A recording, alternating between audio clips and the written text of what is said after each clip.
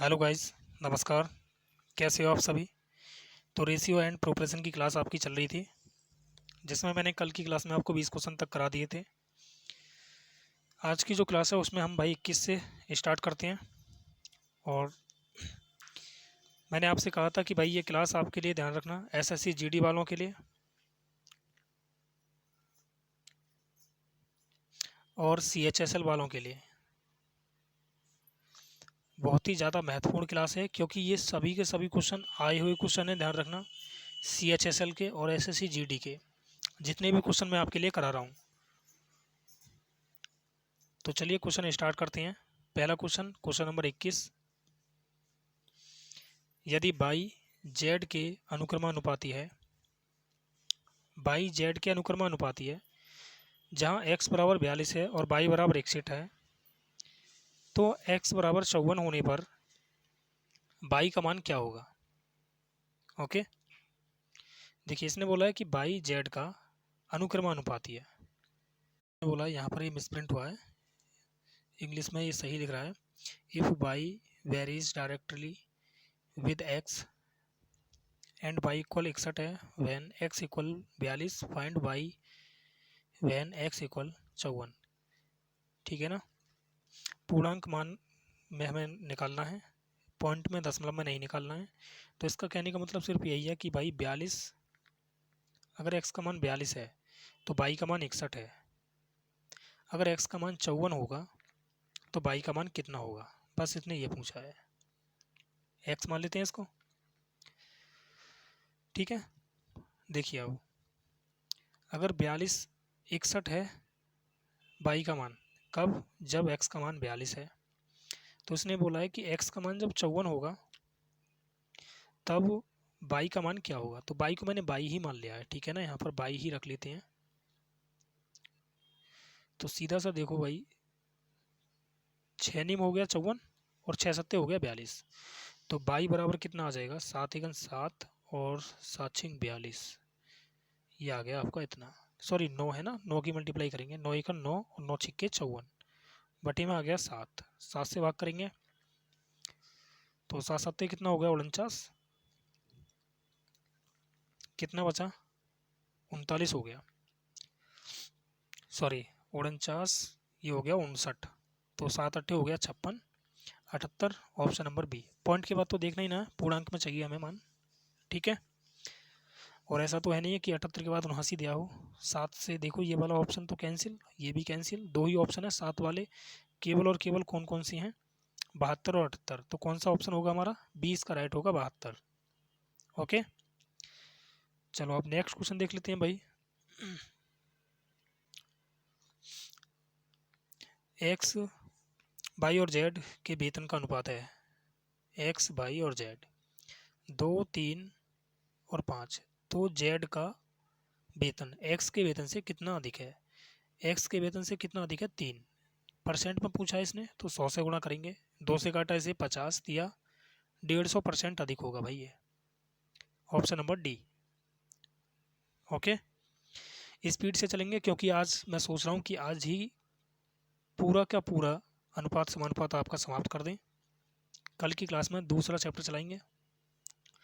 चौथा अनुपात पूछा है तो 21 गुणा 28 कर लेंगे। कल की क्लास में मैंने कई सारे क्वेश्चन कराए थे और भाग कर देंगे 14 से, तो 14 दूनी 28, तो 21 दूनी कितना आ गया 42, ऑप्शन नंबर सी। कल की क्लास में आप देख सकते हैं इसको भाई।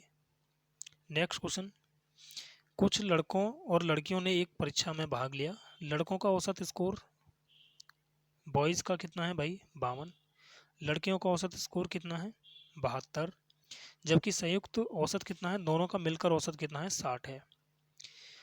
तो लड़कों की संख्या परीक्षार्थ और परीक्षार्थियों की संख्या का अनुपात कितना है। ठीक है, यानी कि लड़कों की संख्या से कुल संख्या का अनुपात कितना है। तो यहाँ पर कितना आ गया ये 12 और यहाँ पर आ गया 8, तो 4 दूनी 8 और 4 दिया हो गया 12। तो लड़के हो गए 3 और लड़की हो गई, यार ये कुल विद्यार्थी 5 हो गए। लेकिन इसने तो अच्छा लड़कियों से पूछा है इसने, लड़के और लड़कियों का ही पूछा है, लड़के और लड़कियों का अनुपात, तो कितना आ गया 3:2 आ गया। ओके, अब देखिए अगला क्वेश्चन, क्वेश्चन नंबर 25। क्वेश्चन है कि 0.04 इंटू 0.0036 का मध्यानुपात क्या होगा। तो मध्यानुपात मैंने कल की क्लास में आपको बहुत सारे क्वेश्चन बताए थे। मीन प्रोपोर्शन कैसे निकालेंगे। तो भाई ये तो 2 का वर्ग है और ये 6 का वर्ग है, तो 6 दूनी कितना हो गया 12। तो 12 तो हमारा ये आ गया, लेकिन पॉइंट कितने अंक बाद लगेगा अब हमें ये देखना है। तो पॉइंट है कितने अंक बाद, 2 और 4 6 अंक बाद है, तो यहाँ पर 3 अंक बाद पॉइंट लगेगा, ध्यान रखना। 6 का आधा कितना होता है 3, यानी 3 अंक बाद पॉइंट लगेगा, तो पॉइंट लगेगा यहाँ पर 0.012, option number A. Okay, next question देखते हैं, क्वेश्चन नंबर 26। पी क्यू और आर बल्लेबाज हैं, एक मैच में उनके द्वारा बनाए गए रन पी क्यू के कितने हैं भाई, पी क्यू के हैं 16:17 और क्यू आर के कितने हैं, क्यू आर के हैं 15:16। तो यहाँ से हम पहले पी क्यू आर की वैल्यू निकालेंगे। पी क्यू आर वैल्यू अगर हम निकालेंगे तो भाई कितना आ जाएगा, इसकी इसमें गुणा करेंगे सीधा सा, तो कितना हो गया 15 छिक्के 90 हो गया, 15 एकन 15 और 9 कितना हो गया 24, यानी 240 आ गया ये।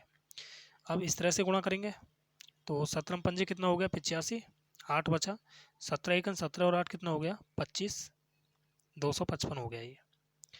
अब एक बार हम सीधे गुणा कर देंगे, 16 गुणा 7 17, तो 17 छिक्के 102 हो गया भाई, 10 बचा, 17 एकन 17, यानी कि कितना आ गया 272। ये आ गया आपका ABC पी क्यू आर का रनों का स्कोर, ठीक है ना। इसने बोला है कि मैच के अंत तक उन सभी के द्वारा बनाए गए कुल रन कितने हैं 956। तो हमारे हिसाब से कुल रन कितने भाई बना दिए इन्होंने, ऐड कर देंगे 5 और 2 7, 7 5 12, 12 और 4 कितना हो गया 16 का 6 हासिल 1, 2 3 6 और 1 7। कहीं पर यार मिस्टेक हुआ है क्या,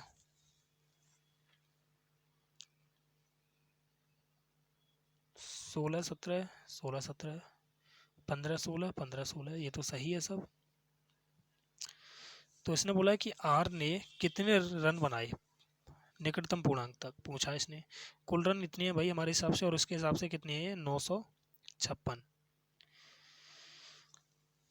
तो कट रहे हैं क्या ये किसी से भाई, 1 यूनिट की वैल्यू निकाल लेंगे। 1 यूनिट की वैल्यू कैसे निकालेंगे, देखो 1 यूनिट की वैल्यू आ जाएगी कितना 900। अच्छा इसमें भाग ही दे लें क्या, तो एक बार जाएगा, देखो 9 5 6 में अगर मैं भाग करता हूँ 7 6 7 का, तो कितना एक बार जाएगा, तो 7 6 7 आ जाएगा, और ये कितना हुआ 16 में से 7 गया तो कितना हुआ 9, 14 में से कितना भाई 6 गया तो कितना बचा 8, और यहाँ पर बचा 1, पॉइंट लगाएंगे 1 जीरो बढ़ा लेंगे। अब देखो कितनी बार जा सकता है, 2 ही बार जाएगा, यानी 1.2 कर लेता हूँ मैं यहाँ पर। उसी के हिसाब से फिर सॉल्व देख लेंगे आंसर, मतलब नज़दीक तक देखना है हमें, ठीक है ना। 1 यूनिट की वैल्यू आ गई 1.2, तो इसने बोला किसका है भाई, इसने बोला है कि आर, तो आर ने कितने बनाए 272, 272 12 की गुणा करेंगे, 12 चौक 48 हो गया, 4 बचा, 12 सत्ते 84 और 4 हो गया 88, 8 बचा, 12 दूनी 24, 24 और 8 कितना हो गया 32, यानी ये आ गया 328 के समथिंग में। देखो 328, 328 से सभी के सभी ये क्या है, देखो ये 400 तो होगा नहीं, ना ही ये वाला होगा। अब इन दोनों में कंपटीशन हो गया, अब इन दोनों में हो गया तो भाई फिर तो ये आपको सॉल्व करना पड़ेगा 1 पॉइंट और तक, ठीक है ना, यानी कि हमें 2 पॉइंट देखने पड़ेंगे, क्योंकि यार ये तो बन रहा है आपका कितना 328 बन रहा है ये, कहीं मल्टीप्लाई गलत तो नहीं है भाई, 12 दूनी, अच्छा 12 दूनी 24 होगा यार, ये गलत कर दिया हमने, एक बार दोबारा से चेक करते हैं इसको। 12 दूनी हो गया 24, 2 बचा आपका, 12 सत्ते 84, 84 और 2 हो गया 86, 8 बचा, और 12 दूनी 24, 24 और 8 कितना हो गया 8 4 12, ये आ गया आपका इतना। तो ये तो फिर भी कम बन रहा है, तो इसका मतलब क्या करना पड़ेगा, हमें पूरा का पूरा कैलकुलेट करना पड़ेगा, ठीक है ना, उसके बाद ही हम यहाँ से निकाल सकते हैं। क्लियर, बोलो लगभग में तो हम पहुँच ही गए हैं भाई, ठीक है ना। या फिर आप एक काम करोगे कि यहाँ से हम क्या करेंगे,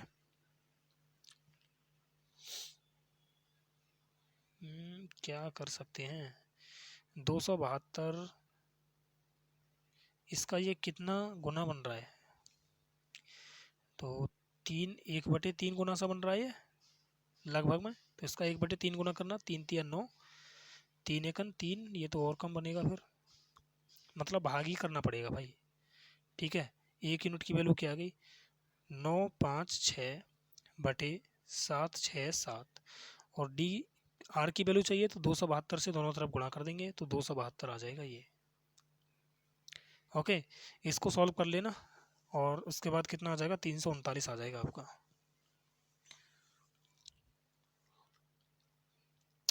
ठीक है क्या, या फिर देखो मैं सॉल्व कर ही देता हूँ।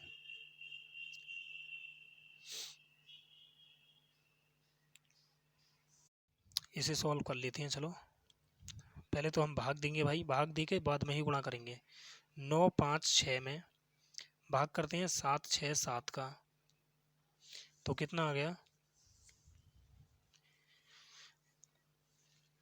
एक बार जाएगा यहाँ से, तो 767 आ गया, और ये कितना बचा यहाँ पर, 16 हो गया, 16 में से 7 गया तो 9 आ गया। फिर यहाँ पर ये कितना बचा आपका, 14 में से 6 गया तो 8, और यहाँ बच गया 1। अब देखिए भाई, पॉइंट लगा लेंगे और एक जीरो बढ़ा लेंगे हम, ठीक है ना। तो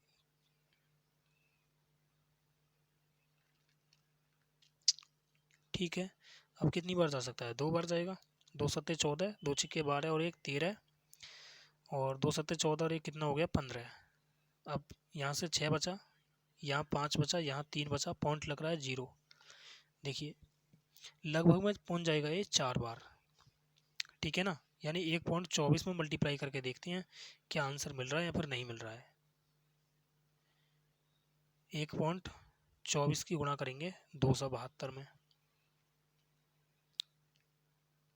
ठीक है ना। तो इसे मैं पहले 1 की गुणा करूंगा इसमें तो 272 आ जाएगा ये, फिर 24 की मल्टीप्लाई कर लेते हैं इसमें, 24 दूनी हो गया 48, 4 बचा, 24 सत्ते कितना हो गया 60, तो कितना हो गया 8 4 12, यानी 172 हो गया, तो 2 आ जाएगा। फिर 17 बच गया, 24 एक दूनी कितना हो गया 48, तो कितना आ गया 7 8 15 6, यानी 65 आ गया ये। पॉइंट लगेगा 2 अंक बाद ऐड करेंगे तो क्या आ गया 28.5 और 2 7, 7 और 6 13 का 3 हासिल 1, और ये आ गया 3। देख लो वहाँ पर पहुँच गया ना, पहुँचा 337, देखो 35 से पार हो गया, देख लो हो गया ना। एक अंक और अगर हम आगे चलेंगे तो क्या हो जाएगा, जैसे मान लो यहाँ पर अगर हम 5 कर देते, ठीक है ना, यहाँ पर एक अंक और आगे चले जाएं तो फिर क्या हो जाएगा, पूरा पूरा आंसर मिल जाएगा आपके लिए, ठीक है। अब तो समझ गए होंगे, थोड़ा सा कैलकुलेटिव है भाई सवाल। चलो अगला क्वेश्चन देखते हैं, अब टाइम वेस्ट नहीं करते हैं, केवल और केवल कैलकुलेशन करनी है, तो कैलकुलेशन आप कर सकते हो सभी आसानी से। मुझे नहीं लगता कि आप इतने गरीब हैं कि कैलकुलेशन भी नहीं कर पाएँ। देखिए यदि P Q के अनुक्रमानुपाती है और Q बराबर 232 है होने पर P 227 होता है, तो Q 216 होने पर P का मान कितना होगा। देखो यार, P 227 है तब Q कितना है 232। अब ये कह रहा है Q यदि 116 हो तो P कितना होगा, बस यही तो बोला है इसने, तो इसका दो गुना दिख रहा है, 2 से काटेंगे इसको तो 2 एकन 2, 2 एकन 2, 2 तिया 6, 2 पंजे 10, तो P का मान कितना आ गया 113.5, option number B. Okay, next question, ए संयुक्त रूप से बी और सी का अनुक्रमानुपाती है, बी बराबर 3 है और सी बराबर 2 होने पर ए बराबर 6 होता है, बी बराबर 5 और सी बराबर 7 होने पर ए का मान कितना होगा। बहुत ही अच्छा क्वेश्चन है, देखो थोड़ा सा और उसने बढ़ा दिया है इस बार, तो बहुत ही अच्छा सवाल है, सीधा सा सिंपल सा सवाल है यार, कुछ भी करने की इसमें ज़रूरत नहीं है।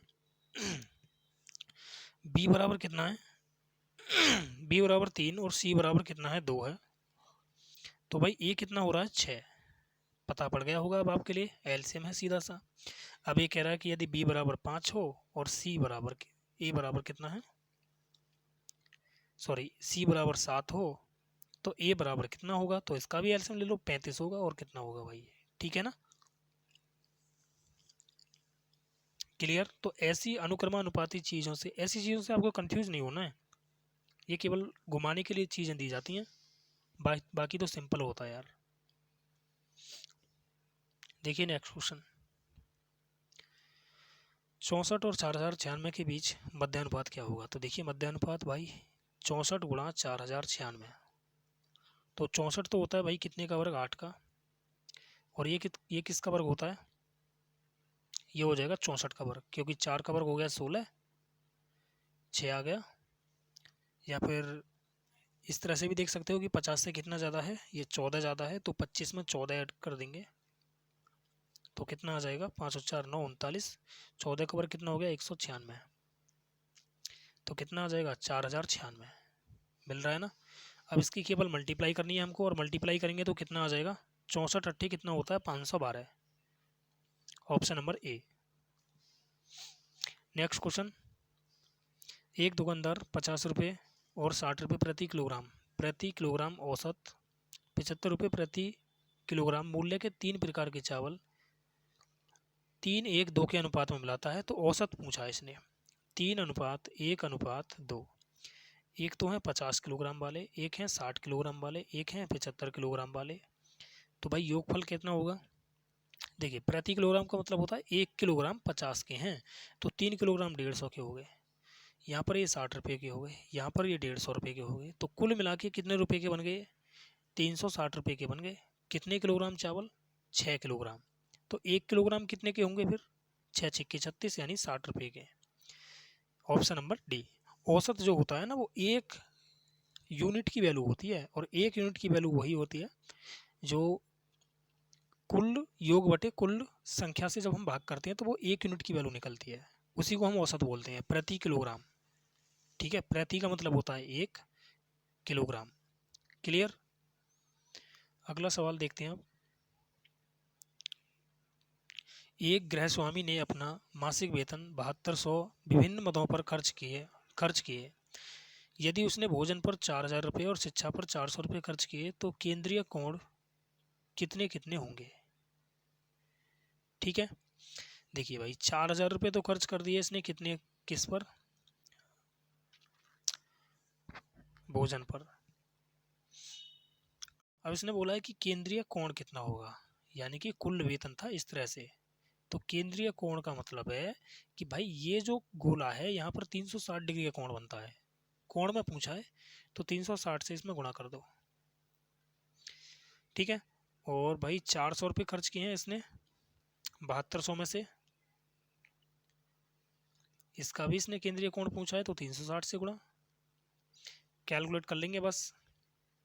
तो 1 2 1 2 72 पंजे कितना हो गया 360, 5 चौक 20 यानी 200 डिग्री ये हो गया, और 1 2 1 2 72 पंजे हो गया 360, 5 चौक 20, तो आंसर कितना आ गया 220। ओके, ये डीआई का सवाल है मेरे ख्याल से, लेकिन यहाँ पर इसने डाल दिया है। ठीक है, अनुपात समानुपात में। चलिए नेक्स्ट क्वेश्चन देखते हैं, क्वेश्चन नंबर 32,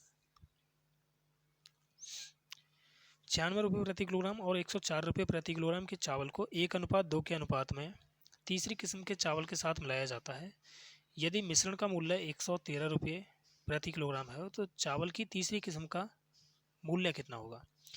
देखिए यहाँ पर ये रेशियो गलत दे रखा है, 1:1:2 है ये, तो 1:1:2, तो भाई ये 96 हो गया, ये 104 हो गया, इसका हमें पूछा है, और कुल मिश्रण कितना हो गया 4, और इसका दे रखा है इसने 113। तो भाई 96 एकन 96, 104 एकन 104, दोनों ऐड कर देंगे तो कितना आ जाएगा 200। और यहाँ से अगर देखें तो 13 चौक 52 और 4 एकन 4। अगर मैं कुल मिश्रण के योग में से दो मिश्रण का योग निकाल दूँ तो बचेगा कितना, इस वाले का बचेगा, जितना भी पार्ट बचेगा। ठीक है ना, तो कितना बच रहा है, ये 252 बच रहा है ये इसका हिस्सा। तो इसने पूछा है कि भाई इसका प्रति किलोग्राम कितना है, ये 2 किलोग्राम का मूल्य है, तो 1 किलोग्राम का फिर कितना होगा, 2 से भाग कर देंगे इसमें, 2 एकन 2, 2 दूनी 4, 2 छिक्के 12, 126 हो जाएगा, ऑप्शन नंबर बी। ओके, बोलो समझ में आया, दोबारा से समझ लो भाई। देखिए 1 किलोग्राम 196 रुपये प्रति किलोग्राम की दर से कितने की रुपये की होगी? 196 रुपये की होगी। 1 किलोग्राम 104 रुपये प्रति किलोग्राम की दर से कितने की होगी? 104 रुपये की। तो कुल मिला के 2 किलोग्राम का मूल्य कितना आ गया? 200 रुपये। और 4 किलोग्राम का मूल्य कितना आ गया? 452 रुपये। तो अगर मैं 4 किलोग्राम के मूल्य में से 2 किलोग्राम का मूल्य माइनस करता हूँ तो 2 किलोग्राम का बचेगा 252 रुपये। किसका बचेगा? इस वाले पार्ट का बचेगा। ठीक है, तो यहाँ से इसने पूछा है प्रति किलोग्राम इसका भी, तो 1 यूनिट की वैल्यू कितनी आ जाएगी? 126 आ जाएगी। बस मिटा दें क्या इसको? नेक्स्ट देखते हैं आप। तीसरा अनुपात इसने पूछा है भाई सवाल में। तीसरा अनुपात निकालने के लिए भाई मैंने बताया था 15 गुणा 24 बटे में 4, 4 छिंग हो गया 24 और 15 चौक हो गया 60। लेकिन यहाँ पर ये मिस्टेक कर रहा है यार। 4, 15 और 24 के तृतीय अनुपाती की गणना कीजिए। तो सवाल में या तो मिस्टेक है यार, इसमें आंसर इसका इतना आना चाहिए। और वैसे भी देखो यहाँ पर ये चौथा अनुपात निकला है 60 वाला। ठीक है ना, तो तीसरा अनुपात तो इससे भाई पॉसिबल है नहीं यार, चौथा अनुपात ही पूछना चाहिए था इसको, क्योंकि तीसरा अनुपात जब भी ये पूछता है ना तो वो 2 संख्या देगा आपके लिए।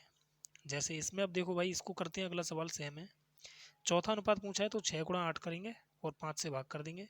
तो 8 छिंग 48 हो गया, 48 बटे 5 यानी 5 निम 45 और 5 छिंग 30, 9.6 हो गया ये। ओके कि भाई इस तरह से उसका आंसर आ जाना चाहिए था, लेकिन उसमें कुछ मिस्टेक है इसलिए उसका आंसर नहीं आ रहा है। ठीक है ना, तो कोई बात नहीं, एक दो क्वेश्चन स्किप कर देते हैं, ऐसा नहीं है कि भाई उससे वो होगा। देखिए इसने पूछा है मध्य अनुपात, तो मध्य अनुपात मैंने आपके लिए बता दिया था कि 3 गुणा 27 करेंगे तो 27 दिया हो गया 81, और 81 का मतलब कितना होता है? 9। तो इसका आंसर क्या हो जाएगा? 9 हो जाएगा, option number D. Next question देखते हैं अब। 15 और 24 का तीसरा अनुपात पूछा है, तो 24 गुणा 24 बटे 15। ये मैंने कल की क्लास में बहुत सारे क्वेश्चन कराए थे।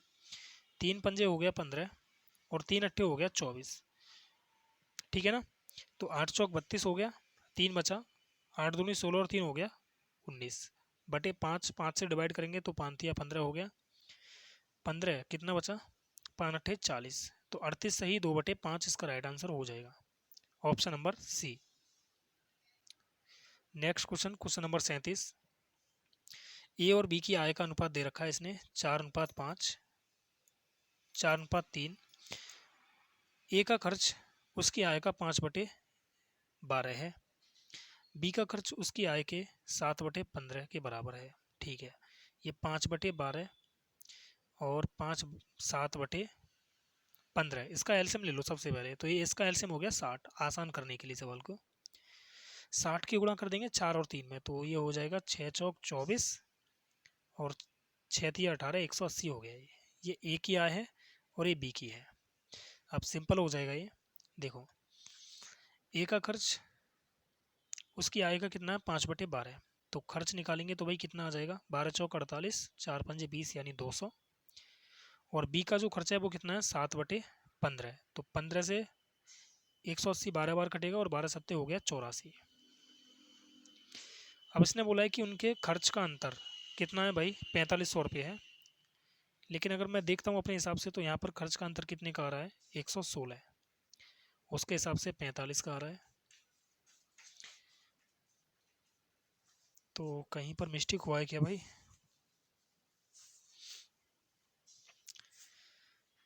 पंद्रह एकन 15 हो गया और 15 दूनी 30, तो 12 सत्ते हो गया 84, ये तो सही है आपका।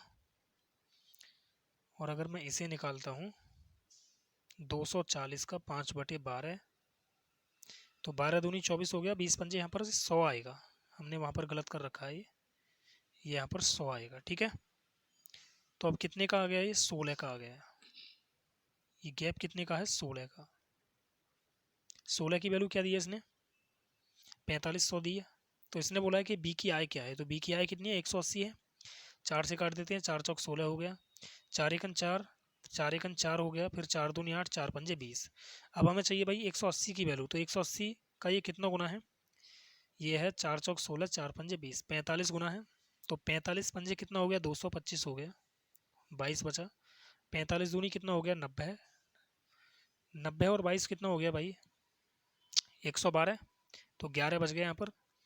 फिर 45 सेकंड, 45 और 11 कितना होता है, 56, 5 बच गया। फिर 45 और 5 कितना हो गया, 50। यानी कि आंसर कितना हो गया, 50,625। ऑप्शन नंबर डी इसका राइट होगा। ओके, आसान करने के लिए भाई मैंने 12 और 15 का एलसीएम ले लिया था। नेक्स्ट क्वेश्चन देखते हैं अब, क्वेश्चन नंबर 38। एक स्कूल की 8वीं कक्षा में क्रिकेट खेलने वाले विद्यार्थियों और फुटबॉल खेलने वाले विद्यार्थियों का अनुपात है। ये क्रिकेट और फुटबॉल कितना है भाई, ये 27:13 है।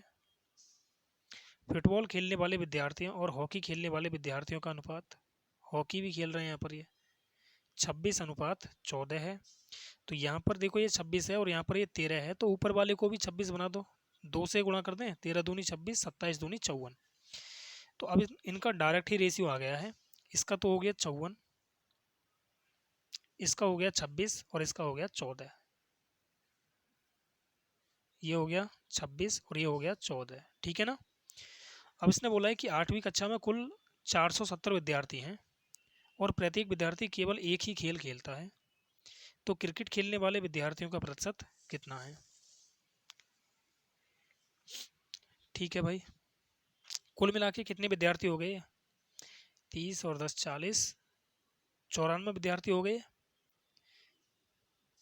तो देखिए भाई अब कैसे करेंगे, इस 470 का कोई भी प्रयोग करने की कोई ज़रूरत नहीं है, ठीक है ना। तो कुल विद्यार्थी कितनी है, 94, और इसने बोला है कि क्रिकेट खेलने वाले, तो क्रिकेट खेलने वाले 54 हैं। परसेंटेज के लिए क्या करोगे, 100। तो 2 से काटेंगे इसे, 2 चौक 8, 47 दूनी 94 होता है, और 2 से हो गया ये 27। तो ये आ गया आपका 27/100/47, ठीक है। और जब आप इसमें भाग करोगे तो ये 57.44 बार जाएगा, ठीक है ना। तो 4 5 लिख लेते हैं इसको। तो आंसर कितना मिल गया आपका, ऑप्शन नंबर सी। भाग करके एक बार देख लेना आप सभी, इतना ही आंसर मिलेगा आपके लिए। ओके, नेक्स्ट क्वेश्चन देखते हैं भाई, क्वेश्चन नंबर अगला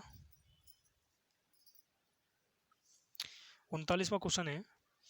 एक चुनाव में 3 प्रत्याशी मैदान में थे, पराजित उम्मीदवार को बराबर मत मिले और विजयी उम्मीदवार को उतने मत मिले जितने बाकी दोनों मतों को मिलाकर मिले। यदि डाले गए कुल मत कितने हैं, 1500 थे, तो सभी मतों को वैध मानते हुए विजयी उम्मीदवार को मिले मतों की संख्या। 3 प्रत्याशी हैं, यानी 3 व्यक्ति हैं। देखिए, पराजित उम्मीदवारों को बराबर मत मिले हैं, मान लो इसको 1 मिला है, इसको भी 1 मिला है, और जीतने वाले को भाई क्या बोला है इसने, विजयी उम्मीदवार को उतने मत मिले जितने बाकी दोनों उम्मीदवारों को मिले हैं। यानी बाकी दोनों को कितने मिले हैं, 2, तो इसको 2 मिले हैं फिर इसका मतलब। और कुल मत कितने हो गए भाई, ये 4, उसके हिसाब से कितने हैं, 1500। तो 1 यूनिट की वैल्यू निकालेंगे यहाँ से, कितना आ जाएगा, 4 तिया 12 हो गया, 4 सत्ते 28 और 4 पंजे 20। तो इसने बोला है कि भाई विजयी उम्मीदवार को कितने मत मिले हैं, 2 मत मिले हैं ना इसके लिए। तो 1 यूनिट की वैल्यू 375 है, तो 2 यूनिट की वैल्यू कितनी हो जाएगी, 2 से गुणा कर देंगे, 750 आ जाएगा ये। Okay, option number A. तीसरा अनुपात देखो, फिर इसने पूछ लिया तीसरा अनुपात, तो डायरेक्ट करेंगे यार। तीसरा जब भी अनुपात पूछे तो 27 गुणा 27/81 से भाग कर देंगे। 9 × 81, 9 तिया 27 हो गया, फिर 9 तिया 27 हो गया, तो 3 तिया कितना आ गया, 9। यानी तीसरा अनुपात कितना आ गया, 9 आ गया इसका, 9 इसका राइट आंसर है। ओके, 41वां क्वेश्चन देखते हैं अब। पी अनुपात क्यू का मान दे रखा है इसने, और फिर क्यू अनुपात आर का दे रखा है। देखिए, पी और क्यू का मान कितना है, 10:11, 10:11, और क्यू आर का जो रेशियो है वो 11:12 है। तो क्यू का मान यहाँ पर भी 11 है और यहाँ पर भी 11 है। अगर क्यू का मान दोनों जगह बराबर है तो ऐसे लिखने की कोई ज़रूरत नहीं है आपके लिए। पी क्यू आर के डायरेक्ट हम मान निकाल सकते हैं। पी क्यू आर जब भी जो कॉमन दिया हो दोनों में हो और उसकी वैल्यू दोनों जगह बराबर हो तो फिर डायरेक्ट रेशियो रख लेंगे। पी का मान 10 होगा, क्यू का मान 11 और आर का मान 12 हो जाएगा। आपसे ने पूछा क्या है, P प्लस क्यू, तो P प्लस क्यू कितना हो गया 21 अनुपात Q प्लस R, तो Q प्लस R कितना हो गया 23 अनुपात R प्लस P, तो R प्लस P कितना हो गया 22। ये हमारा आंसर हो जाएगा। ऑप्शन नंबर ए इसका राइट है। ओके, नेक्स्ट क्वेश्चन देखते हैं, क्वेश्चन नंबर 42। चौथा अनुपात पूछा है, तो 24 गुणा 8 करेंगे और 16 से भाग कर देंगे। 8 दूनी कितना हो गया 16, 2 से काटेंगे इसे 12 बार, तो चौथा अनुपात कितना आ गया 12। ये मैंने कल की क्लास में बहुत सारे क्वेश्चन कराए थे, तो मुझे बार बार समझाने की कोई ज़रूरत नहीं है। जिन बच्चों की समझ में नहीं आ रहे हैं वो पिछली क्लास देख लें, वहाँ से समझ जाएंगे। ठीक है, इसमें भी भाई चौथा अनुपात पूछा है, तो 36 गुणा 52 करेंगे और भाग कर देंगे 18 से, तो 18 दूनी हो गया 36 और 52 दूनी कितना हो गया 104। ऑप्शन नंबर 20 का राइट है। देखिए चौथा अनुपात वाले जो सवाल है ना, ये बहुत ही ज़्यादा पूछे जाते हैं। इसमें भी चौथा अनुपात पूछा है, तो 5 छिंग हो गया 30 और 8 छिंग कितना हो गया 48। डायरेक्ट ही बना दो यार, जब हमें पता है कि भाई इन दोनों की तो होती है मल्टीप्लाई, ठीक है ना, और लास्ट वाले से हम क्या कर देते हैं भाग कर देते हैं। इन दोनों की मल्टीप्लाई और लास्ट वाले से भाग, तो इन दोनों की मल्टीप्लाई कर दो या फिर पहले भाग कर दो। 5 छिंग 30 हो गया, अब 8 छिंग 48 आ गया। ओके, तीसरा अनुपात पूछा है, तो भाई 24 गुणा 24 और बटे में कर देंगे 16, तो 8 दूनी 16 हो गया, 8 दिया 24, 2 से काटेंगे 12 बार, तो 12 ही थी कितना आ गया 36। तीसरा अनुपात और चौथा अनुपात और मध्य अनुपात निकालना आप लोग सभी सीख गए होंगे। इसमें भी इसने तीसरा अनुपात पूछा है, तो 63 गुणा 63 करेंगे और 42 से भाग कर देंगे, तो 21 दूनी 42 और 21 दिया 63, 2 से काटेंगे भाई पॉइंट में जाएगा जी सीधा सा, 2 तिया 6 हो गया, 2 एकन 2 और 2 पंजे 10, तो 15 तिया 45 और 3 दूनी 6, यानी कि 64.5, सॉरी 3 तिया 9 आ जाएगा, ये 94.5 होगा। Option number C. Next question देखते हैं भाई अब 47। एक बैग में काले टेबल कवर और सफ़ेद टेबल कवर हैं 5 अनुपात 9 के अनुपात में। यदि उसमें सफ़ेद वाले कितने हैं 450। देखिए यार, ये तो हैं ब्लैक और ये हैं वाइट, और वाइट वाले इसने कितने दे रखे हैं 450, तो कितने गुना है ये 50 गुना है। तो इसने बोला है काले वाले कितने हैं, तो काले का भी 50 गुना कर दो यार, तो 50 पंजे कितना हो गया 250, ठीक है ना। तो ब्लैक कवर कितने हैं, ब्लैक कवर है यहाँ पर 250। 48वां क्वेश्चन है आपका, 6 और एक अन्य संख्या के बीच मध्य अनुपात दे रखा है 30। तो ऐसा क्वेश्चन मैंने कल की क्लास में भी कराया था। मध्य अनुपात 30 है, मध्य अनुपात हम निकालते हैं x गुणा 6, दोनों ओर का वर्ग करेंगे तो 30 का वर्ग होता है 900, बराबर होगा 6 गुणा x, तो 6 से काटेंगे ऐसे भाई कितनी बार आ जाएगा 6 एकन 6, 6 पंजे 30, 150 आ जाएगा इसका। ओके, अगला question, question number 49। Question number 49 में इसने बोला है कि भाई 144 और 225 के बीच का समानुपाती क्या है। देखिए क्वेश्चन में यहाँ पर मिस्टेक है थोड़ा सा, यहाँ पर इंग्लिश में ध्यान दे लेंगे। मीन प्रोपोर्शन पूछा है इसने, प्रोपोर्शनल, इसका मतलब है मध्य अनुपात क्या होगा। मध्य अनुपात निकालेंगे तो 144 गुणा 225, 144 कितने का वर्ग है 12 का, और 225 कितने का है 15 का, तो 12 गुणा 15 करते हैं तो कितना आ जाता है 180। Option number C. Okay, next question, आरंभ में सोहम का खर्च और बचत कितना है 5 अनुपात 1 है। उसके वेतन में 25% की वृद्धि होती है, जबकि बचत में 20% की वृद्धि होती है।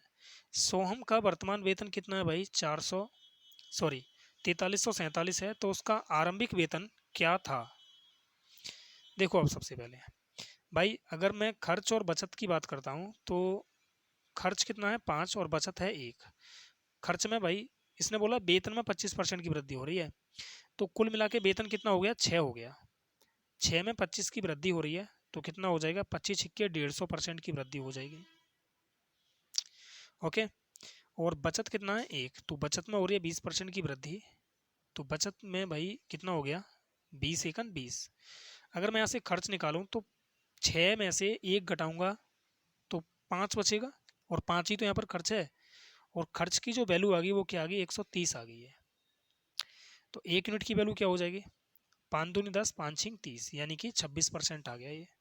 तो वर्तमान में जो खर्च है ना वो कितना है भाई, 26% बढ़ रहा है वो। लेकिन उसने बोला है कि भाई कितना बढ़ा है, 4347, यानी 26% की जो वैल्यू है वो 4347 है। तो 13 दूनी 26 हो गया, और यहाँ से काटेंगे 13 तिया 39 हो जाएगा, और कितना बचा भाई 39, तो 4 बच गया 44 हो गया, फिर 13 तिया 39 हो गया।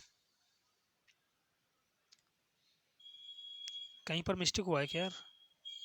इसने बोला सोहम का वर्तमान खर्च, अच्छा खर्च में ये वृद्धि हो रही है ना, इसने ये बोला है कि वृद्धि हो रही है। तो पहले अगर 100 था इसका खर्च, तो अब कितना हो गया, 126 हो गया। इसका मतलब ये है भाई, यानी 126 की वैल्यू क्या दी थी उसने, 4347।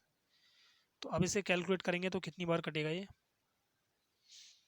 ये कट जाएगा आपका भाई 26 तिया 78 होता है, और 3 एकन 3, यानी 3 बार काट रहा हूँ मैं इसको 126 से। तो कितना बच रहा है भाई, 14 में से 8 गया तो 6, 12 में से 7 गया तो 5, यानी ये आ गया इतना।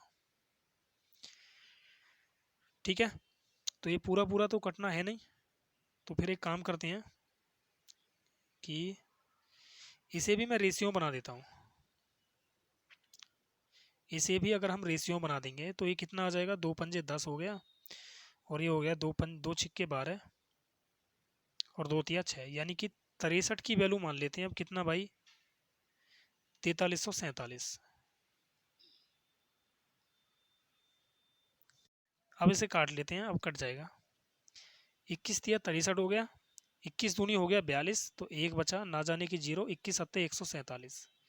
तो अब 1 यूनिट की वैल्यू क्या आ जाएगी यहाँ से, 3 छिंग 18, 3 निम 27, तो 50 की वैल्यू कितनी आ जाएगी, 69 गुना कर देंगे 50 का, 0 5 निम 45, 5 छिंग 30 और 4 हो गया 34। तो ये तो यार गलत आ रहा है भाई, वहाँ पर तो इसने कुछ और ही दे रखा है और यहाँ पर कुछ और आ रहा है, कहीं मिस्टेक तो नहीं हुआ भाई? इस हिसाब से तो यार ये इतना ही आना चाहिए, ठीक है ना, कहीं पर हमने मिस्टेक नहीं की है। लेकिन एक काम करते हैं, दूसरे वाले तरीके से भी हम करके इसको देख लेते हैं, ठीक है, क्योंकि इसमें तो आंसर कुछ और ही लगा रखा है, 4140 लगा रखा है, तो हो सकता है कि कहीं पर हमने मिस्टेक कर दिया हो इस वाले तरीके में। तो दूसरे वाले तरीके से हम करते हैं इसको। इससे हम एक काम करते हैं, देखिए आय कितनी हो गई है, 5 और 1 6, तो मैंने आय को मान लिया 600, ठीक है ना, और खर्च को मान लिया मैंने 500, और बचत को मान लिया मैंने 100। इसमें 25% की वृद्धि हो रही है, तो 25% की वृद्धि का मतलब आय कितनी होगी भाई, देखिए 100 रुपये पर 25 रुपये बढ़ गए ना, तो 150 रुपये बढ़ गए होंगे फिर 600 रुपये पर, यानी कि ये कितना हो गया, 150 रुपये बढ़ी तो 750 रुपये। और बचत में कितने की वृद्धि हो रही है, 20% की, यानी ये कितना हो गया 120। तो देखो आय बराबर क्या होता है, खर्च प्लस बचत होता है, ध्यान रखना। तो यहाँ पर बचत कितनी हुई भाई, खर्च कितना हो गया, अब इसमें से इसको घटा दें तो ये आ गया 0 3 और 6, 630 आ गया। और 630 की जो वैल्यू है वर्तमान में वो कितनी है, 630 की वैल्यू दे रखी है उसने 4347। अच्छा इसने भाई वेतन पूछा है, हम मिस्टेक कर रहे थे यार, ठीक है ना, हम खर्च ही निकाल रहे थे, लेकिन इसने वेतन पूछा यार, तो वेतन निकालना पड़ेगा फिर हमको यार, यानी कि 600 की वैल्यू निकालनी पड़ेगी। मैंने पिछले अभी मैं जो कर रहा था उसमें मैंने खर्च ही निकाला था, लेकिन खर्च नहीं निकालना भाई, क्या निकालना है हमको, वेतन निकालना है। तो 21 तिया 63 हो गया, ये हो गया 21 दूनी 42, और ना जाने की 0, 21 सत्ता 147। तो यहाँ से अगर मैं 600 की वैल्यू निकालता हूँ तो इसका ये कितना गुना है, 20 गुना है, तो 20 गुना कर देंगे इसका भी, तो 0 7 दूनी 14 हो गया, और 2 दूनी 4, यानी 4140 रुपये आ गया। सही है भाई, ठीक है ना। मैंने पहले क्या किया था, मैंने पहले निकाल दिया था इसका खर्च, ओके, खर्च निकाल रहा था तभी तो ये आ रहा था। देखो यार अगर भाई 30 की वैल्यू क्या दे दी है, देखो दोबारा से निकाल के देख लो आप, 207, तो 10 की वैल्यू क्या हो जाएगी, 3 छिंग 18, 3 निम 27, तो 500 की वैल्यू क्या हो जाएगी, तो 0 5 निम 45, 5 छिंग 30 और 4 34, तो 3450 रुपये जो आ रहा था ना वो पुराना खर्च आ रहा था, और इसने पूछा है आय, तो आय कितनी होगी फिर यार, 600 की वैल्यू निकालनी पड़ेगी हमें, तब जाके आंसर आएगा। ठीक है ना। तो इस तरह से तो समझ में आ ही गया होगा, ये तो है ही खैर बेसिक तरीका आपका। अगला क्वेश्चन देखते हैं, और लास्ट क्वेश्चन है भाई ये, इसके बाद अनुपात समानुपात खत्म आज ही। ठीक है ना, कल से आपका नया चैप्टर स्टार्ट करेंगे। देखिए कंटिन्यूस क्लास चलेगी आपकी भाई, ध्यान रखना है, रेगुलर आपको बने रहना है, और मैं पीडीएफ आपको देता रहूँगा जो भी क्वेश्चन मैं कराऊंगा। लाभ हानि की भी क्लास चल रही है, वो भी आपकी देखो चलती रहेगी। ए और बी का अनुपात दे दिया इसने कितना, 2:3, और बी और सी का अनुपात कितना दे दिया इसने, 6:8। तो इसने बोला है ए बी सी का अनुपात क्या होगा, ए बी सी। तो डायरेक्ट मैंने कई बार बताया, 2 छिक्के 12 हो गया, 3 छिंग 18 हो गया, 3 अट्ठे 24 हो गया। तो कैलकुलेट कर लेंगे इसको भाई, कैलकुलेट करेंगे तो भाई 6 दूनी 12 हो गया, 6 तिया 18 हो गया, 6 चौक 24 हो गया, यानी कि आंसर आ गया कितना, 2 3 4, 2 3 4, option number B. Okay, class कैसी लगी कमेंट बॉक्स में कमेंट करके ज़रूर बताएं एक बार। अच्छी लगी है तो लाइक करना और शेयर करना ना भूलें, और जो भी बच्चे पहली बार क्लास देख रहे हैं वो हमारे चैनल को सब्सक्राइब कर लें, जिससे कि उन्हें अगली क्लास का नोटिफिकेशन आसानी से मिल जाए। ओके, चलिए मिलते हैं नेक्स्ट क्लास में। ओके बाय, जय हिंद जय भारत।